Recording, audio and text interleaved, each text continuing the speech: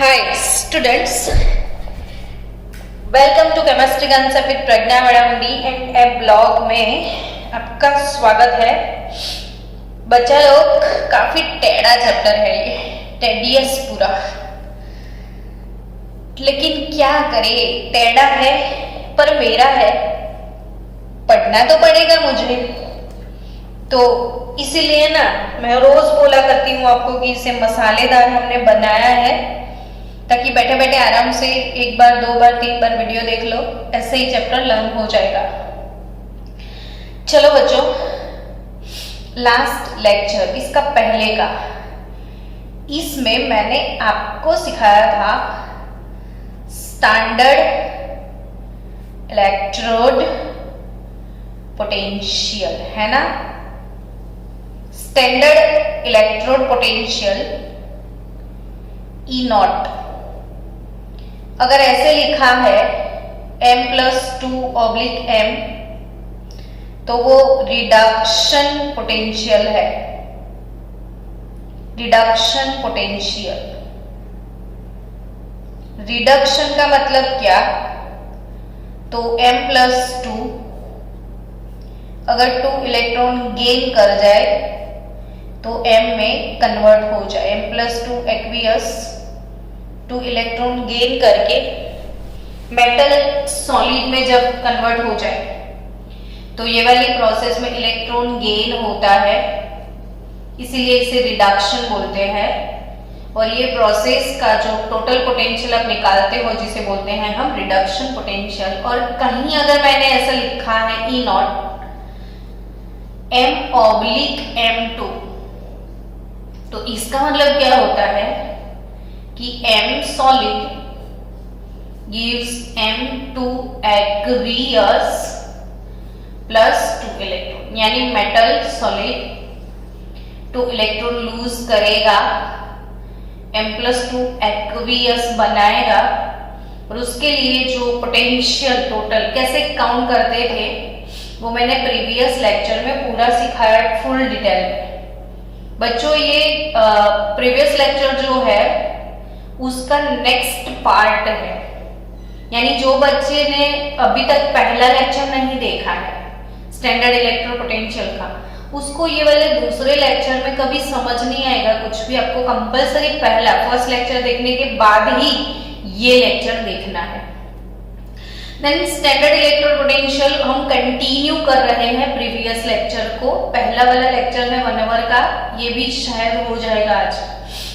तो रिडक्शन का process, m2/m लिखा है तो रिडक्शन, m/m2 लिखते हो तो ऑक्सीडेशन। और पोटेंशियल कैसे कैलकुलेट करते थे तो बच्चों जिन्होंने देखा है वो रिवाइज कर लो थोड़ा बहुत, कि m सॉलिड से हम गए थे m गैस में, सब्लिमेशन एंथैल्पी, और we can call it enthalpy of atomization also. Then after बच्चा लोग m गैस इलेक्ट्रॉन को लूज करेगा और बनेगा m+ gas, that amount of heat is called ionization enthalpy, and then after m+ gas जो भी है सॉल्यूशन बनाता है यानी पानी में डिसॉल्व होता है तो m+ एक्वियस हो जाएगा, दैट इज हाइड्रेशन एंथैल्पी। और ये तीनों इक्वेशन का आप टोटल लगा लो तो गैस ये गया, बचा क्या, सीधा m solid to m aqueous, और इसके लिए टोटल एंथैल्पी कैसे लगेगी, तो तीनों का एडिशन हमने किया था, sublimation as well as ionization as well as hydration.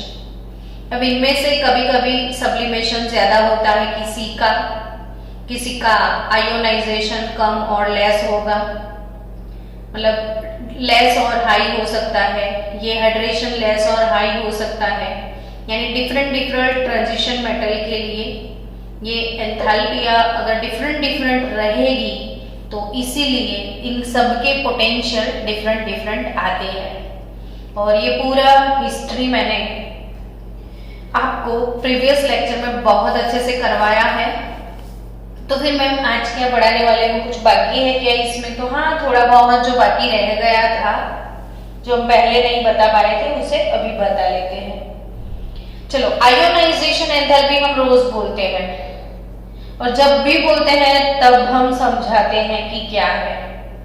अभी तक जो बच्चा समझ नहीं पाया, इसके लिए चांस है एक और, समझ ले बेटा।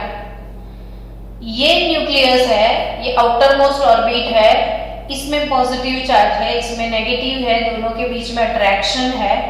उस अट्रैक्शन फोर्स को तोड़ना है और इलेक्ट्रॉन को निकाल देना है, और इसको पॉजिटिव आयन बनाना है, इलेक्ट्रॉन को बाहर निकालना है।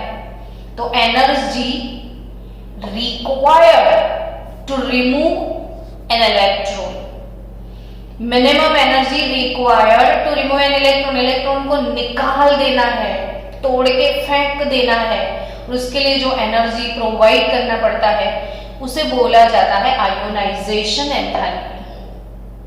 अब मैम ये क्यों बता रहे हो, तो यस, इसकी कुछ काम है हमें। तो मैग्नीट्यूड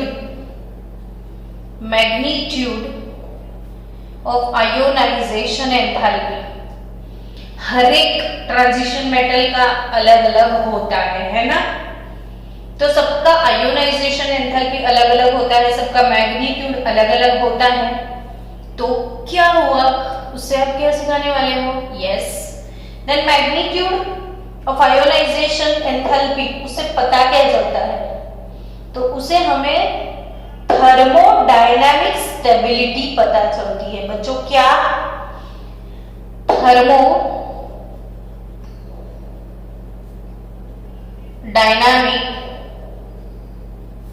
स्टेबिलिटी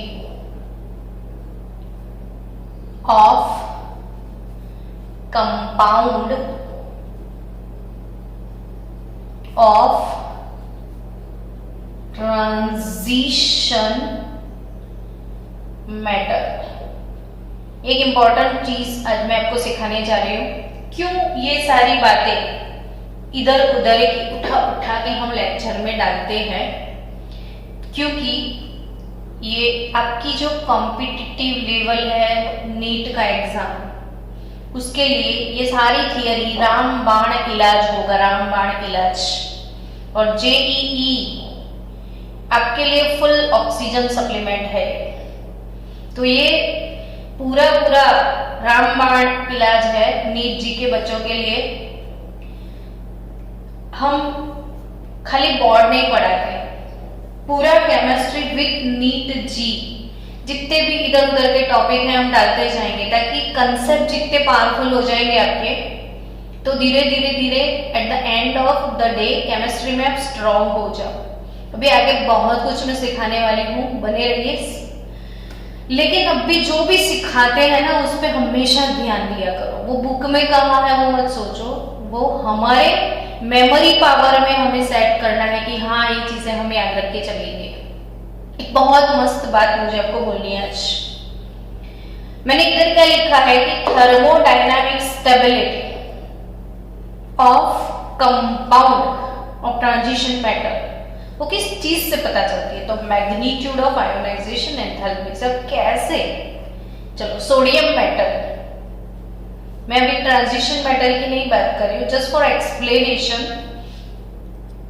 कि आप लाइव फील कर सकते हो ये एग्जांपल को। इसलिए sodium metal as a metal, जब सोडियम होगा तो आपको पता है ये इतना रिएक्टिव है, इतना रिएक्टिव कि बस बोलो ही मत।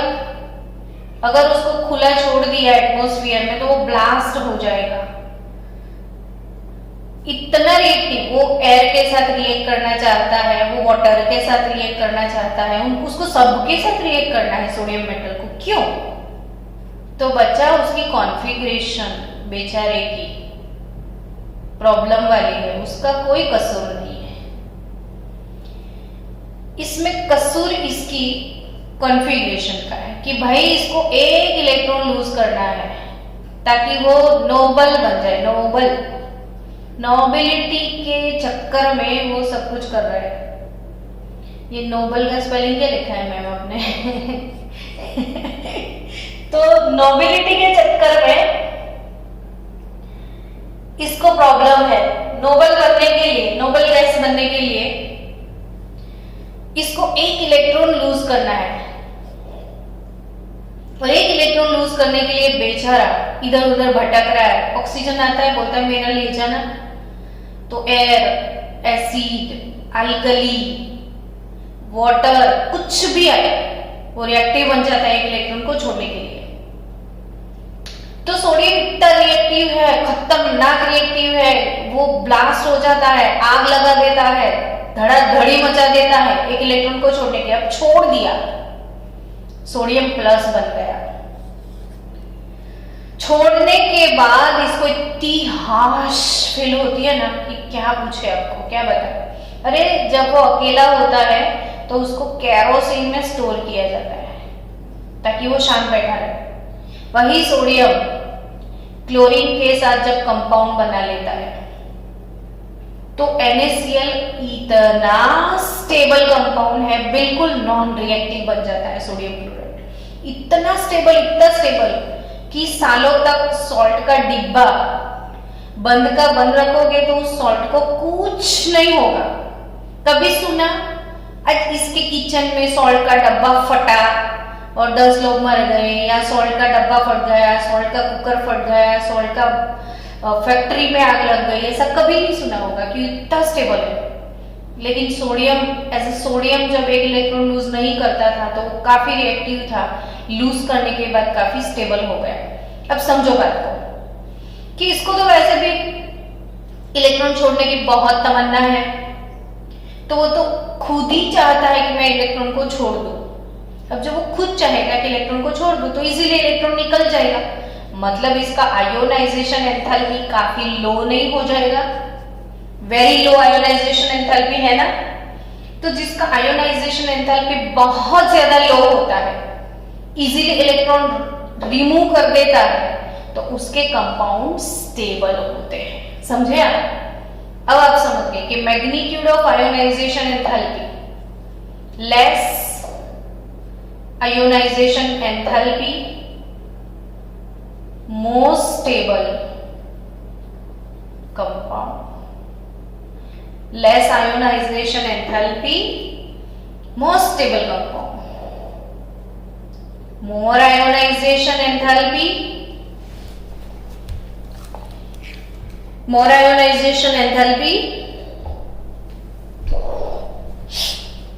less stable compound। यानी जितना आयोनाइजेशन एंथैल्पी कम होगा उतना ही स्टेबल कंपाउंड आपको मिलेगा। सोडियम की ionisation enthalpy very less, very stable compound of sodium.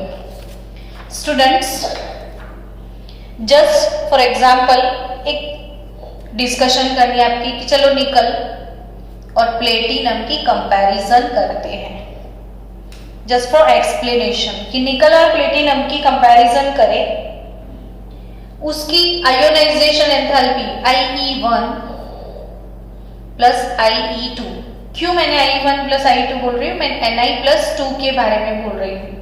Ni+2 अगर उसने 2 इलेक्ट्रॉन रिमूव करने हैं तो पहला इलेक्ट्रॉन रिमूव करने के लिए IE1 देना पड़ेगा, इसका दूसरा इलेक्ट्रॉन रिमूव करने के लिए IE2 देना पड़ेगा।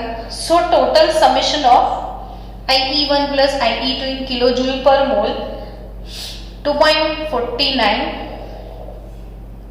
into 10⁻³ किलोजूल पर मोल है, वेरेस प्लेटिनम की आयोनाइजेशन एंथैल्पी 2.66 10⁻³ है। अब समझो किसकी ज्यादा है, सोचो। यस, मिला आंसर, प्लेटिनम की ज्यादा है। तो ऑब्वियसली बच्चों निकल 2 और प्लेटिनम 2 की कंपाउंड की अगर कंपैरिजन की जाए तो this is less value, this is more value. यानी कि ये लेस है, ये मोर है, तो obviously compounds of Na2 is more stable than compounds of Pt2। समझे आप? Na2 और Pt2 में किसके कंपाउंड ज्यादा स्टेबल होंगे? तो Ni2 की। क्यों ज्यादा stable? Why they are more stable? Because उनका आयोनाइजेशन पोटेंशियल कम है। अब इनका तीसरा और चौथा इलेक्ट्रॉन भी निकाला जाए, Ie3 प्लस Ie4 देखा जाए तो निकल का वैल्यू 8.80 इंटू 10⁻³ है और इसका 6 थर्ड प्लस फोर्थ कम है तो 6.70 इंटू 10⁻³ है। अब जानते हो कि फर्स्ट, सेकेंड, थर्ड, फोर्थ हर एक आयोनाइजेशन एंथैल्पी में वेरिएशन होता है। अब कुल मिला के इसकी टोटल Ie1 पहला इलेक्ट्रॉन निकालो तो I1, दूसरा निकालो तो I2, तीसरा निकालो तो I3, चौथा निकालो तो I4, कुल मिला के चारों की देखी जाए तो ये 11.29 इंटू 10⁻³ हो जाएगा और ये होगा 9.36 इंटू 10⁻³। अब क्या समझे? तो अब ये समझना है कि Ni4 के कंपाउंड और Pt4 के कंपाउंड की कंपैरिजन की जाए तो प्लेटिनम के 2 वाले कंपाउंड से 4 वाले कंपाउंड ज्यादा स्टेबल होते हैं। अब स्टेबिलिटी उल्टा हो जाएगा कि compounds of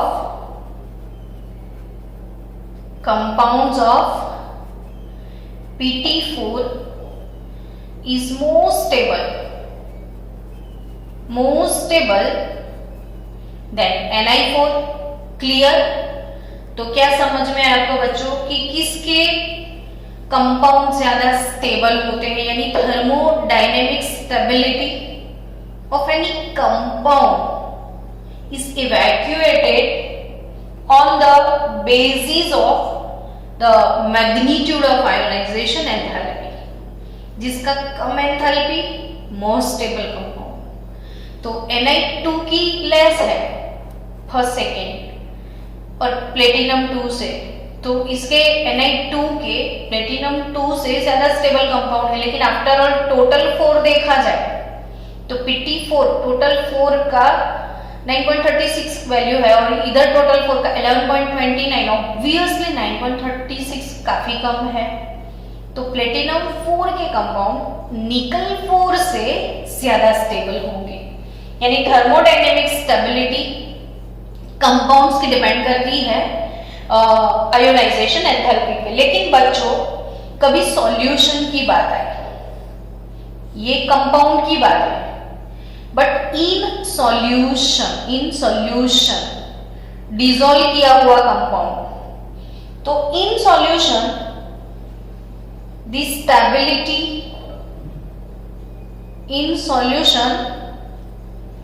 stability of compound depends upon electrode potential जो हम कब से 2 लेक्चर से कुछ टॉपिक स्टार्ट करके बैठे हैं। इलेक्ट्रोड, स्टैंडर्ड इलेक्ट्रोड पोटेंशियल से क्या डिसाइड होता है? तो इन सॉल्यूशन तो स्टेबिलिटी ऑफ कंपाउंड, जैसे किसी का ऑक्सीडेशन स्टेट है, मान लो मैंगनीज है। अब मैंगनीज का ऑक्सीडेशन स्टेट आप देखो कि मैंगनीज का ऑक्सीडेशन स्टेट +2 भी होता है, +3 भी होता है, +4 भी होता है, +5 भी होता है, 6 भी होता है, 7। हम आगे के लेक्चर में ऑक्सीडेशन स्टेट वाला टॉपिक सीखने वाले हैं। तो मैंगनीज के इतने सारे ऑक्सीडेशन स्टेट है। अब अगर आपको कोई आके पूछ ले कि इसमें से स्टेबल ऑक्सीडेशन स्टेट कौन सा, बहुत सारे हैं लेकिन स्टेबल कौन सा होगा? तो ये stability, stable oxidation state stable कौन सा ज्यादा होगा? तो ये स्टेबिलिटी आयोनाइजेशन एंथैल्पी की, थर्मोडायनेमिक स्टेबिलिटी आयोनाइजेशन एंथैल्पी से पता चलेगा। और सॉल्यूशन के अंदर कौन सा कंपाउंड ज्यादा स्टेबल होगा, कौन सा ऑक्सीडेशन स्टेट ज्यादा स्टेबल होगा, वो डिसाइड करता है इलेक्ट्रोड पोटेंशियल। तो जैसे मैंगनीज की +2 ऑक्सीडेशन स्टेट सबसे ज्यादा स्टेबल है, तो वो क्यों? तो समझो कि Mn+3 और Mn+2 में डिफरेंस क्या होता होगा। तो मैंगनीज 2 क्या हो, कॉन्फ़िगरेशन क्या है 3d5। मैंगनीज 2 का कॉन्फ़िगरेशन है 3d5। पहले कॉन्फ़िगरेशन प्रिपेयर कर लो, मैंने पहले ही वीडियो में आपको कॉन्फ़िगरेशन करवाया है। मैंगनीज का नंबर है 25, तो इट इज 3d5 दो इलेक्ट्रॉन चले गए, Mn+2 3d5 हो गया। पूरी दुनिया को पता है ना ये हाफ फील्ड स्टेबल होते हैं, d के अंदर 5 सब ऑर्बिटल होते हैं और 5 सब ऑर्बिटल में एक एक इलेक्ट्रॉन है, तो ये हाफ फील्ड स्टेबल और एक्स्ट्रा स्टेबिलिटी मिलती है हाफ फील्ड में। तो Mn हमेशा Mn+2 बनने की चाह रखता है, मेरे को Mn2 बना दो, मेरे को Mn2 बना दो, मेरे को हाफ फील्ड बना दो, मैं स्टेबल हो जाऊं। सोचता ही रहता है कि मेरे को बनना है Mn2। तब भी ना इसका Mn2 ऑक्सीडेशन स्टेट यानी Mn का ना इलेक्ट्रोड पोटेंशियल जो होगा M2 आपको देखने को मिलेगा, वो काफी ज्यादा नेगेटिव है, -1.18 जितना है। यानी इसके जो इलेक्ट्रोड पोटेंशियल की वैल्यू, समझो बात को कि Mn को Mn2 बनने की चाह बहुत ज्यादा है, इसकी बहुत इच्छा है कि मैं Mn2 बन जाऊं, तो ऑब्वियसली इसका IE2 लेस होगा नहीं, आयोनाइजेशन एंथैल्पी काफी लेस हो जाएगा। आयोनाइजेशन एंथैल्पी लेस हो जाएगा तो अल्टीमेटली E0 सेल आपको पता तो है IE एंथैल्पी ऑफ एटॉमाइजेशन और एंथैल्पी ऑफ हाइड्रेशन भी होता है। तो IE आयोनाइजेशन एंथैल्पी डिक्रीज हो गया तो ऑटोमेटिकली E0 सेल का वैल्यू भी डिक्रीज हो जाएगा और वो सजेस्ट करता है कि इसके कंपाउंड स्टेबल है ना। तो जो स्टेबिलिटी है ऑक्सीडेशन स्टेट की भी सॉल्यूशन में, तो वो इलेक्ट्रोड पोटेंशियल से डिसाइड की जाती है और thermodynamic stability of compound ionization potential से डिसाइड होता है। चलो बच्चों, इसके पहले के लेक्चर में हमने एक टॉपिक कवर किया था, ट्रेंड्स। टॉपिक कौन सा था? Trends in the M2 / M standard electrode potential, ये टॉपिक कवर किया था हम लोगों ने लास्ट लेक्चर में। तो मैम आज क्या पढ़ा रहे हो? तो बच्चों आज तो मुझे इलेक्ट्रोड पोटेंशियल खत्म ही करना है, मैं कभी भी रिस्क नहीं लेना चाहूंगी अब नेक्स्ट लेक्चर तक इसका। तो trends in the M3 / M2 आपकी टेक्स्ट बुक में है ये topic, trends in the M3 / M2 standard electrode potential. तो आपकी टेक्स्ट बुक में जो भी थियरी दिया है ऐसे टाइप लिख दिया है, गोल गोल गोल घुमा के सब कुछ छोटे से एक पाउच में दे दिया है। तो उसको ना सेपरेट कर लेते हैं हम, स्पेयर पार्ट्स उसके अलग अलग करके लिख के मैं आपको समझा देती हूँ कि trends in the M3 / M2। M3 / M2 का मतलब तो समझो, जैसे Fe3 है तो Fe3 / Fe2 का मतलब क्या होता है? तो Fe का ऑक्सीडेशन स्टेट +3 से +2 हो रहा है, मतलब Fe+3 कैसे 2 में आएगा तो एक इलेक्ट्रॉन गेन करेगा तो Fe2 में आएगा +3 - 1 +3 - 1 तो टोटल चार्ज +2 मिलेगा कि नहीं? ऐसे भी आप चेक कर सकते हो, LHS side RHS side 3 minus 1, total charge 2, इधर भी 2। रेडॉक्स में चार्ज बैलेंस करना हम बहुत अच्छे से सीखे थे। तो Fe3 से Fe2, Fe+3 एक इलेक्ट्रॉन गेन करेगा, Fe2 में जाएगा। तो ये प्रोसेस कौन सा हुआ? रिडक्शन हुआ। और वाइस वर्सा, Fe2 एक इलेक्ट्रॉन लूज करेगा तो Fe3 में जाएगा, है ना। अब Fe2 से Fe3 में जाने का जो आयोनाइजेशन एंथैल्पी लगेगा कि वो लेस होगा और मोर होगा, तो वो लेस और मोर डिपेंड करेगा उसी पे E0 सेल। आयोनाइजेशन एंथैल्पी अगर लेस होगी तो E0 लेस हो जाएगा, आयोनाइजेशन एंथैल्पी इंक्रीज हो जाएगी तो E0 सेल इंक्रीज हो जाएगा, है ना। सो फिर से E0 सेल कैसे निकलता था वैल्यूज का? तो ionisation enthalpy, sublimation enthalpy, hydration enthalpy. अगर आयोनाइजेशन एंथैल्पी डिक्रीज हो जाएगा तो E0 सेल भी डिक्रीज हो जाएगा। तो वही ट्रेंड आज हम सीखने वाले हैं M+3 to M+2 standard electrode potential. और आपकी टेक्स्ट बुक में जो जो बातें बोली हैं, चलो वो मैं आपको बता दूं। टेक्स्ट बुक में पहला पॉइंट दिया गया है E0 स्कैंडियम 3 ऑब्लिक स्कैंडियम 2। तो इसकी वैल्यू कैसी है? तो अ वेरी लो वैल्यू। अब क्वेश्चन अराइज होगा, क्यों ऐसा है? तो ये क्यों का आंसर निकालते हैं। क्यों, जब भी क्यों आता है ना, तब इलेक्ट्रॉनिक कॉन्फ़िगरेशन लिख के बैठ जाओ, सारे क्यों सॉल्व हो जाएंगे आपके। स्कैंडियम हमारी सीरीज का पहला एलिमेंट 21। तो कॉन्फ़िगरेशन तो बच्चा 3D1 ही रहेगा ना, 21 3D1 4s2। आर्गन तो है।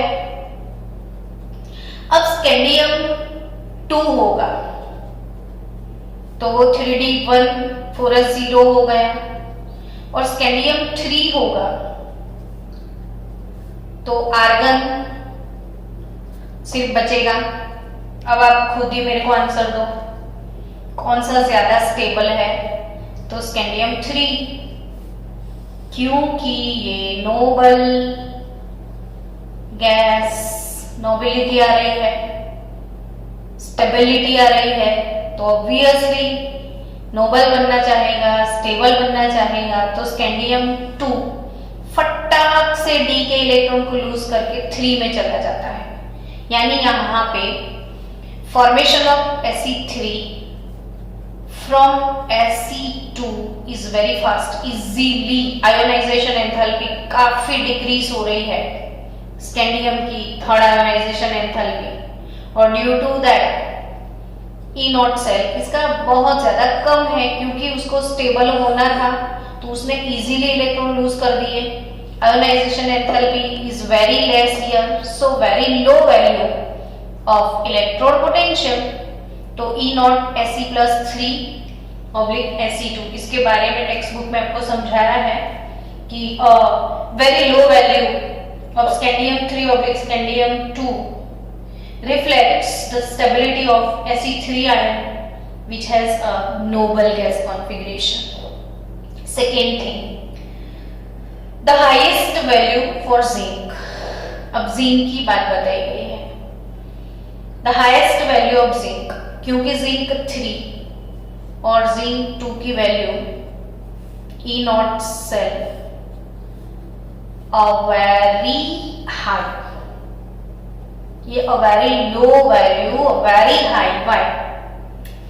तो जिंक का कॉन्फ़िगरेशन लिखो ना यार, मेरे को क्यों पूछते हो। Z is equal to 30, argon 3D10 4s2।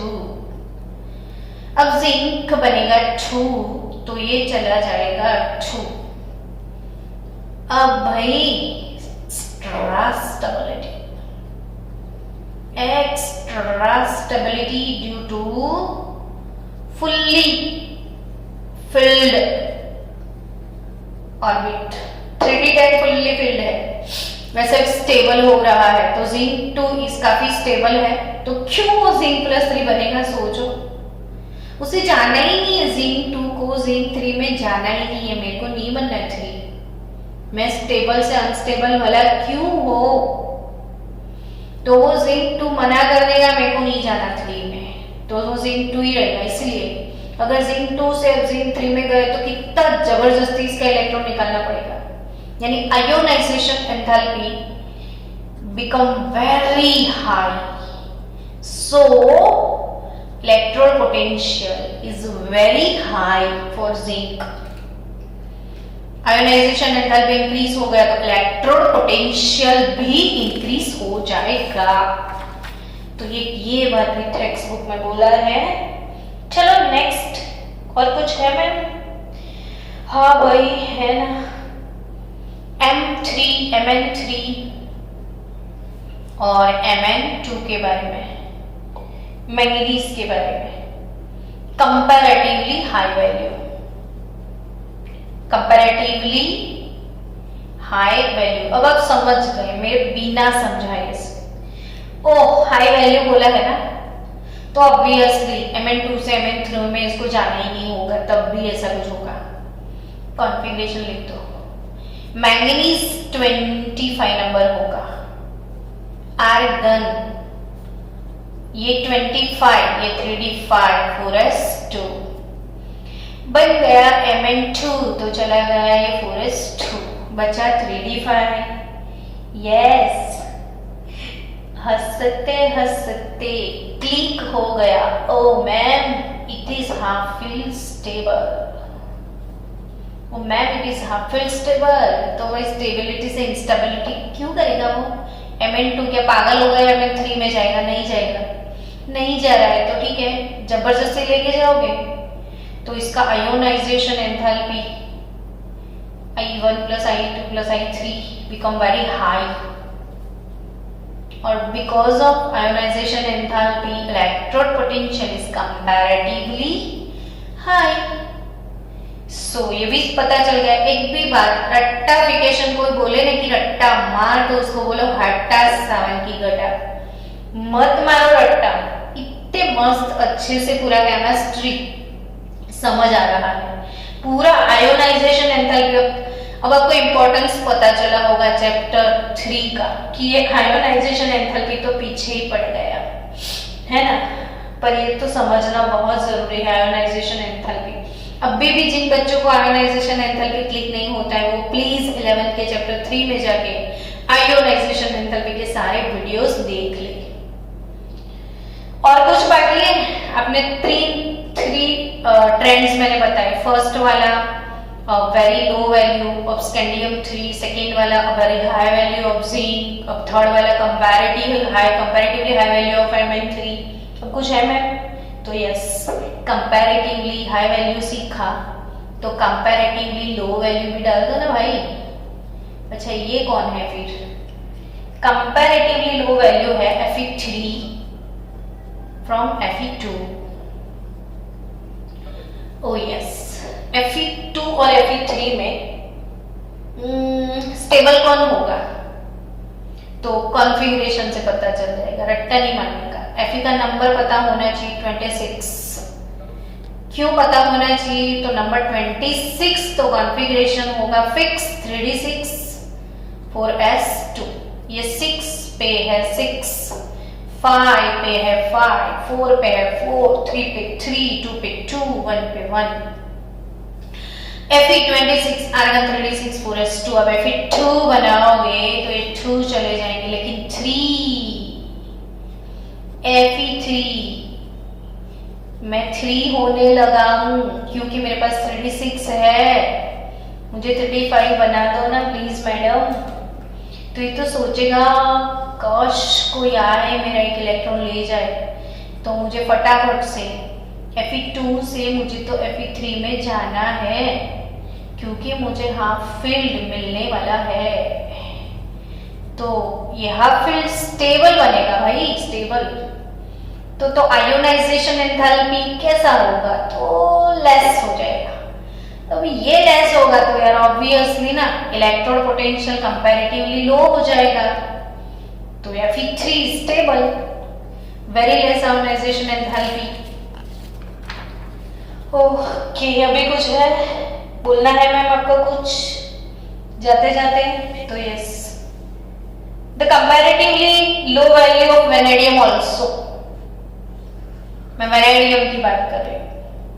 Comparatively low value, comparatively low electrode potential of vanadium, why low E cell value for vanadium V+3 to V+2, यानी V2 से V3 वो जाना चाहेगा Q।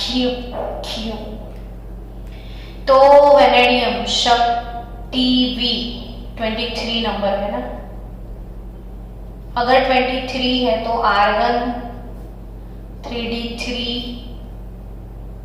4s2, वेनेडियम 2 बनेगा तो ये 2 नहीं रहेगा, 3D3 हो जाएगा और 3D3। ये अभी आपको इतना ज्यादा समझ नहीं आएगा, लेकिन मैंने प्रीवियस लेक्चर में बोला है कि d ऑर्बिटल जो है ना, इसमें T2G है, T2G, उसमें 3 इलेक्ट्रॉन अगर ऐसे है तो वो स्टेबिलिटी अगेन गेन करता है, T2G की स्टेबिलिटी मिलता है। ये T2G क्या है, ज्यादा कंफ्यूज होने की नहीं जरूरत है, इसके बाद जस्ट चैप्टर आपको आने वाला है कॉम्प्लेक्स कंपाउंड, इसमें रोज ये चीज करनी है, रोज आपको स्प्लिटिंग करना है। तो एक बहुत ज्यादा कॉमन होने वाला है T2G आपके लिए। लेकिन T2G जो dxy, dyz, dzx, ये T2G ऑर्बिटल है, dx² - y² dz²। तो ये तीनों में अगर इलेक्ट्रॉन एक साथ है तो ये हाफ फील्ड स्टेबल हम कंसीडर करते हैं। Due to that argon 3D3 is half filled stable configuration, तो वो 3D3 से वेनेडियम 2 से वेनेडियम 3 में कभी जाना नहीं चाहेगा,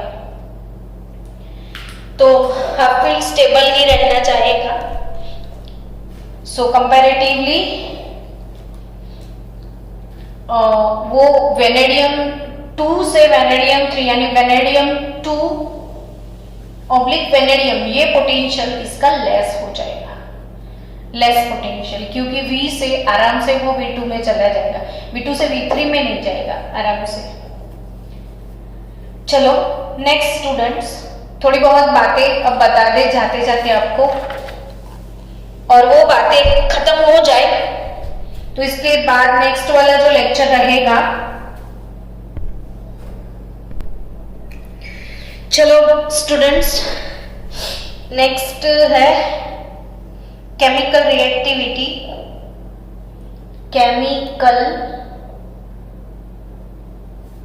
रिएक्टिविटी एंड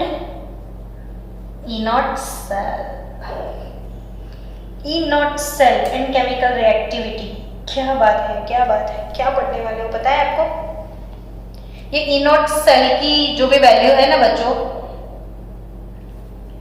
ये आपको EMF सीरीज से पता चलेगी, EMF सीरीज। और आपकी टेक्स्ट बुक में रेडॉक्स चैप्टर में EMF सीरीज दिया है, redox chapter standard 11 chapter number 8 और electrochemistry chapter standard 12 chapter number 3 में है EMF सीरीज। अब EMF सीरीज जो भी है उसमें हाईएस्ट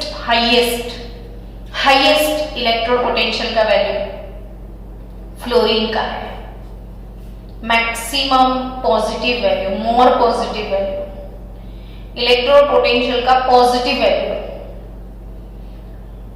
फ्लोरीन का, यानी पॉजिटिव टॉप मोस्ट पे है फ्लोरीन और बॉटम में लिथियम जो कि मेटल है। और बॉटम में है लिथियम मिनिमम, लिस्ट वैल्यू जिसको बोलते हैं, लिस्ट वैल्यू या minimum value negative, more negative, more positive more negative, positive negative के बीच में 0 आता है और वो होता है हाइड्रोजन। अब स्टूडेंट, क्योंकि ना ये सारे ईएमएफ वैल्यू जो है वो as a standard electrode potential hydrogen का 0.0 हमने मान लिया था और उसकी कंपैरिजन में इसके पोटेंशियल कैसे निकलते हैं मैंने प्रीवियस लेक्चर में आपको एक्सप्लेन किया था।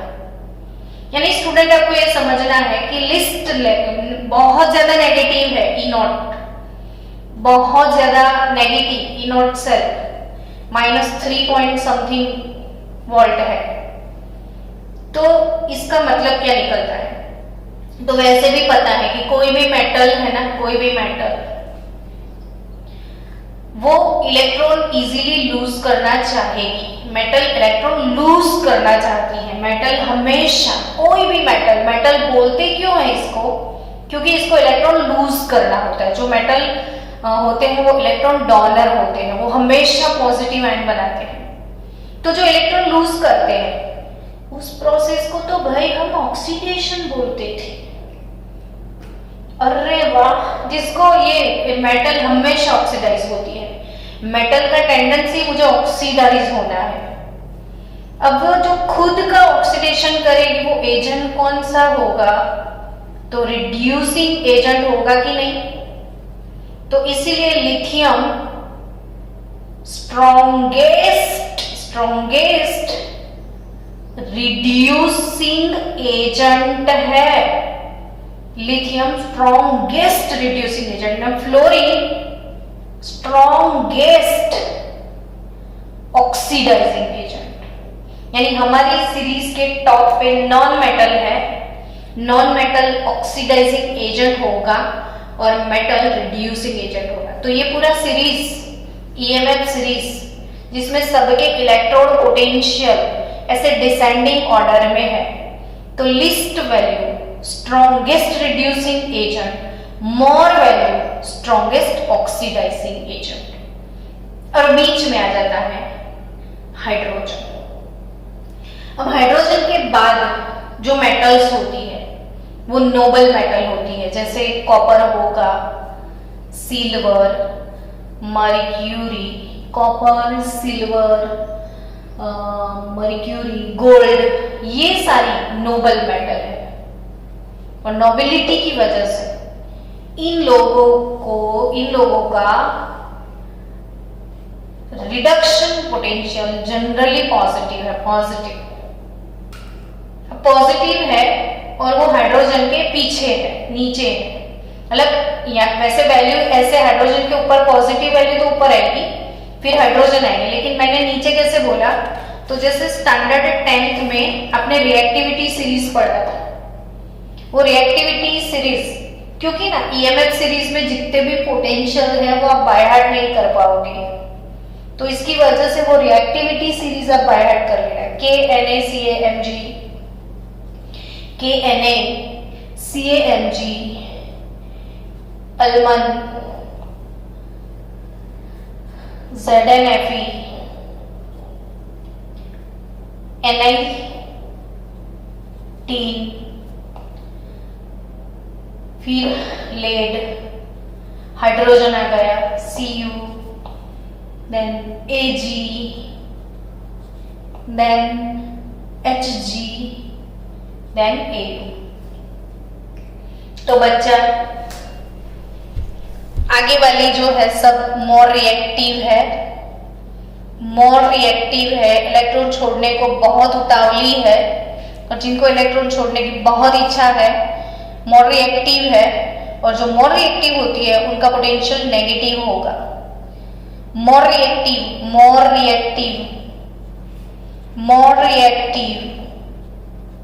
मेटल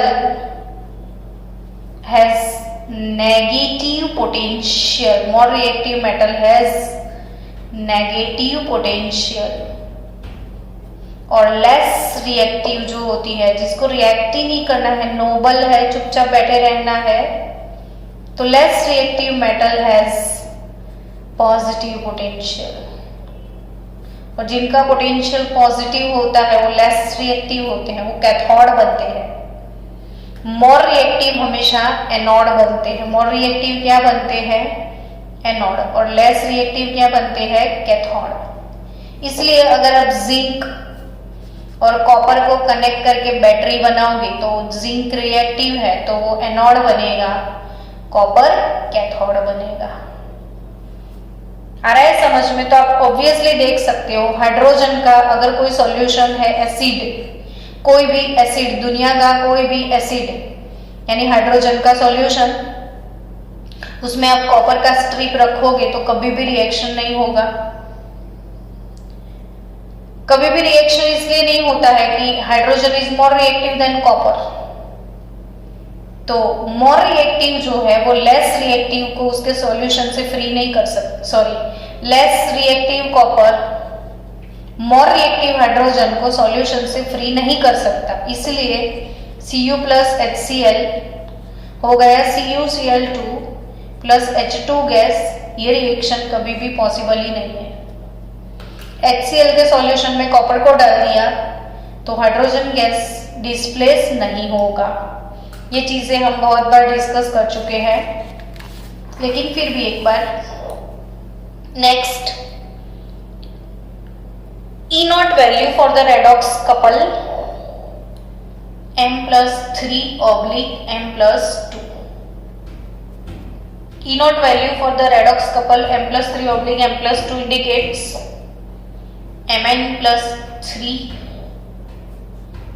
Mn+2 और मैं कोबाल्ट 3 की बात कर रही हूँ, कोबाल्ट 3 / कोबाल्ट 2, ये दोनों कपल की बात चल रही है।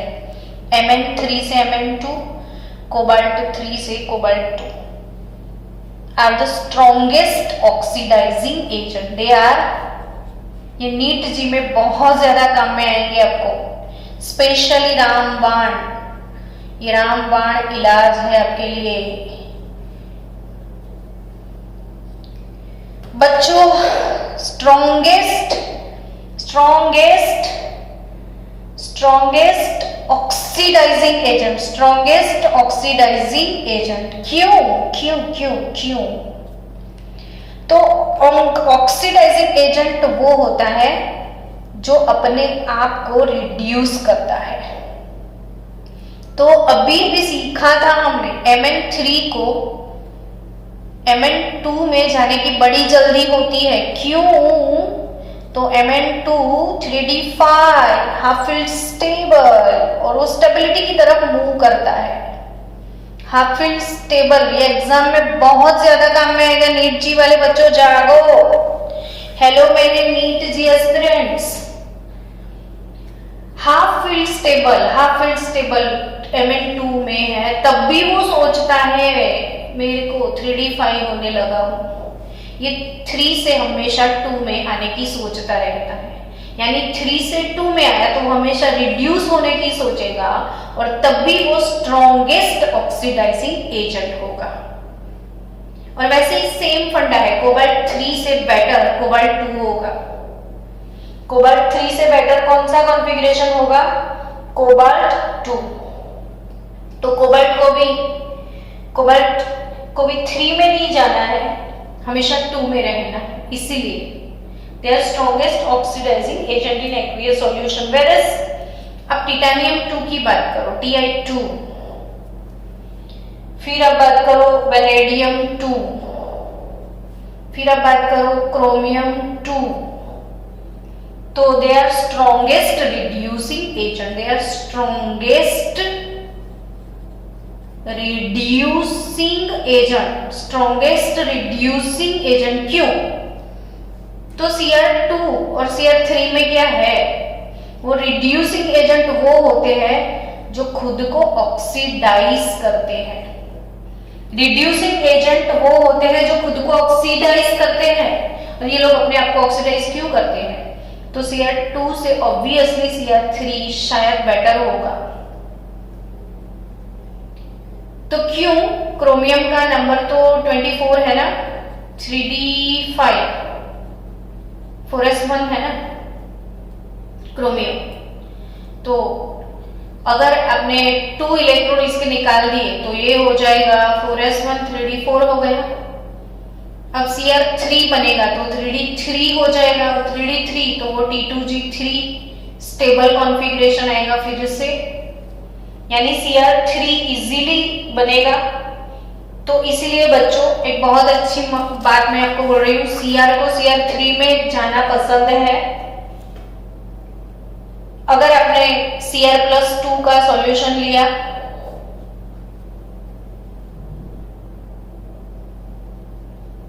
Cr+2 के सॉल्यूशन के साथ अगर हाइड्रोजन का भी सॉल्यूशन लिया तो ऑब्वियसली दोनों के बीच में रिएक्शन हो जाएगा, Cr2 से Cr3 में चला जाएगा, फटाफट Cr2 से Cr3 में चला जाएगा, यानी ये ऑक्सीडाइज हो जाएगा और वो H+ को इलेक्ट्रॉन दे के उसका H2 बना देगा, हाइड्रोजन गैस रिलीज कर देगा। तो हाइड्रोजन रिड्यूस इजीली हो जाएगा इधर, क्योंकि Cr2 को Cr3 में जाने की टेंडेंसी बहुत ज्यादा है। तो ये एक इंपॉर्टेंट बात थी। तो वो सारे स्ट्रॉन्गेस्ट रिड्यूसिंग एजेंट है कौन कौन मैंने बताए, Cr2 को Cr2 उसको Cr3 में जाने की बड़ी जल्दी है। वैसे ही वेनेडियम 2 को वेनेडियम 3 में क्यों जाना है, वेनेडियम को 23 नंबर है ना, 3d3 शक्ति V 3d3 4s2, तो वेनेडियम 2 नहीं जाएगा वेनेडियम 3 में। Cr+2 तो है, पता नहीं वेनेडियम 2, हाँ वेनेडियम 2 से वेनेडियम 2 में इजीली रहेगा वो, और वेनेडियम 2 के बाद वो कौन आएगा, Ti+2 मैंने बोला।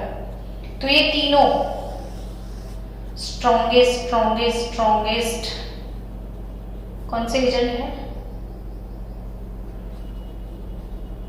रिड्यूसिंग एजेंट है, स्ट्रॉन्गेस्ट रिड्यूसिंग एजेंट है। वेनेडियम का एक्सेप्शन केस है, वेनेडियम 2 से वेनेडियम 3, ये एक एक्सेप्शन आपको याद रखना है। मैंने अभी थोड़ी देर पहले आपको सिखाया था कंपैरेटिवली लो वैल्यू में वेनेडियम 3 वाला टॉपिक।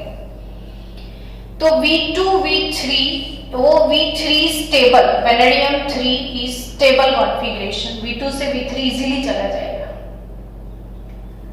सो वेनेडियम 2 से अगर एक इलेक्ट्रॉन गया तो वो Eg स्टेबल करेगा T2g के बदले। सो ये भी अगेन स्टेबल कॉन्फ़िगरेशन में जा रहा है V2 से V3। एज एन एक्सेप्शन याद रखना, कंपैरेटिवली लो वैल्यू है इसका इलेक्ट्रोड पोटेंशियल का, वेनेडियम का V3/V2 very low electrode potential.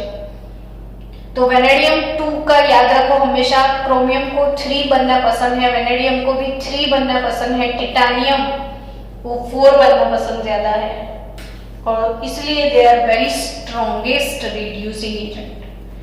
Ti2 से Ti4 जल्दी बनेगा, इंक्रीज होना चाहिए ऑक्सीडेशन स्टेट, और जिनका ऑक्सीडेशन स्टेट इंक्रीज होने की टेंडेंसी रखता है वो खुद ऑक्सीडाइज होता है, और जो खुद ऑक्सीडाइज होता है वो स्ट्रॉन्गेस्ट रिड्यूसिंग एजेंट होता है। तो चलो बस इतना ही, मिलते हैं नेक्स्ट लेक्चर में ऑक्सीडेशन स्टेट्स वाली थियरी में।